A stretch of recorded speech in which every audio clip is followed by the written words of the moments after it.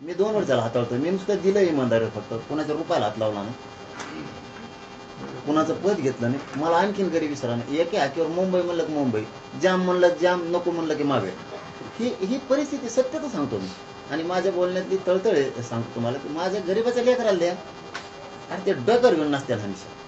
तुम्ही म्हणता ओबीसी तुमचा आहे, मराठा तुमचाच होईल. आम्हाला काय गरीबाच्या लेकराचं कल्याण एवढंच आमचं पण आहे. आणि त्यासाठी जीव जाळतो आम्ही. एवढं काय नाही. आज काय राहिलं नाही. चालता येत नाही, उठता येत नाही, सारखी पोटात आग येते तिथून आल्यापासून. तरी समाजाचंच येडे. तुम्ही यायचं म्हणलं बरं झालं, 4 शब्द आणखी समाजाचे सांगू. मग डोक्यात असलं का दुसरं साधायला बघू तू काहीतरी, मपलं जमन का, मग कुठं चिटकायला आहे का जागा, ढाळका हाणता येईन का. मी आला माणूस मोगा संजय शेसाट साहेब आले, मी समाजाचंच हित साधलं तिथं. म्हणलं ते व्हॅलिडेटर पटापटा करायला सांगा. त्याने तुला डोक्यात हाणून घेतलं, कवा तरी बाबाला भेटायला यावं का नाही. आलं की समाजाचंच सांगतो, तुझं काय चाललंय, तब्येत कशी आहे का. त्याने लगेच आत्ता प्रधान सचिव कोणतरी कांबळे साहेब बहुतेक, आत्ता कांबळे साहेब ते म्हणले मला आत्ता आदेश काढ म्हणे, आता पहिला की व्हॅलिडिटी पुऱ्या दिल्या पाहिजे, कशामुळे रोखून द्या करून काय पहिल्यापासून चूक झाली. व्हॅलिडिटी कमिटीला कॉन्स्टिट्युशनल पॉवर दिली आणि कॉन्स्टिट्युशनल पॉवरमध्ये डायरेक्शन देता येत नाही. आणि आपलं एकच राज्य आहे, त्याने हे ओढून घेतलेलं आहे. तरी पुढे प्रसंग घटना घडली नंतर मग सुप्रीम कोर्ट आपण लिखित दिलं त्यावेळेस मागची काही वर्ष त्यावेळेस समिती करतो. बाकीच्या राज्यांमध्ये प्रांतालाच अधिकारी सगळे, अशी काही समिती नाही आहे. मग आता आम्ही असं या चर्चेत आमच्या असं ठरलं की आपण एकदा परत फेरतपासून पाहू तुम्ही काय दिलं होतं. अजून काय अडचण नाही आहे. डेलिगेट प्रांताच्या लेवलवर डेलिगेट करू, म्हणजे मग तरगती येऊन जाईल. आपल्याला या JR पण थोडा आधार घ्यायलाच लागणार आहे असं वाटतंय. बघा, वाटत नसेल तर हरकत नाही.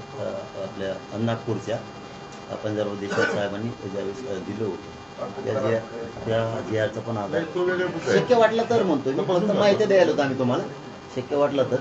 आणि हा विषय गॅझेटियरचा जर मागासवर्ग आयोगाकडे बी जाण्याचं काही त्याच्या संदर्भानं असेल तर शिंदे समितीकडून सरकारकडं आणि सरकारकडून मागासवर्ग आयोगाकडे देण्याची आवश्यकता असेल तर अशात देऊन घ्यावा. म्हणजे ते हां, मी त्याविषयी व्यासपीठावर पण सांगितलंच होतं तुम्हाला, ध्यानात राहायचं नाही म्हणून पुन्हा आठवण दिलं. आणि आपण आणि आता विश्वास टाकलाच म्हणलं ना मी, आणि आम्ही तुम्हाला व्यासपीठावर शब्द दिला. आता हां, एकदा विश्वास टाकला तुम्ही फक्त मराठीचं कल्याण करून टाका. बघा मग कसं तुम्हाला संधी आली, परत अशी संधी आली की तुम्हाला ओबीसीचं पण काढायचं नाही. बघा संधी कशी, कारण गॅझेटियर येते, गॅझेटियरच्या नोंदी तुम्हाला द्यावाच लागणार आहेत. आणि ओबीसी जरी असला तरी, ते मंत्री जरी असलं तरी त्यांना नोंद म्हणल्यावर द्यावा लागणार. तसं ती संधी तुम्हाला आली. नोंद हा बा गॅझेट द्यावा लागेल. तुमचं देत नाहीत आम्ही, पण गॅझेटियर द्यावं लागते. हैदराबादचं द्यावं लागेल, सातारा संस्थांचं द्यावं लागेल, कारण तो सरकारी दस्तऐवज. ती बोलायला जागा आहे. त्याच्यामुळे गोरगरीब ओबीसींना कळतं. राहिला नेत्याचा 1-2चा विषय, ते काय आता ते म्हणणारच आहेत काही. पण समजा तुमच्या शेजारी आमचं जर 3 एकरचा 7-12 तुम्हाला द्यावाच लागणार वावर आमचं. प्रक्रिया आता सुरू केलेली आहे.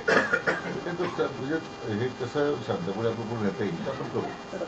तसं आली अडचण आपण संपर्कात राहतोच आहे. पण आपण म्हणणारच नाही सर, तुम्ही अडचणीत यावं, सरकार अडचणीत यावं, किंवा आम्ही यावं किंवा ओबीसी यावं, त्यांचं त्या म्हणणारच नाही. सरकारची अडचण नाही म्हणत नाही.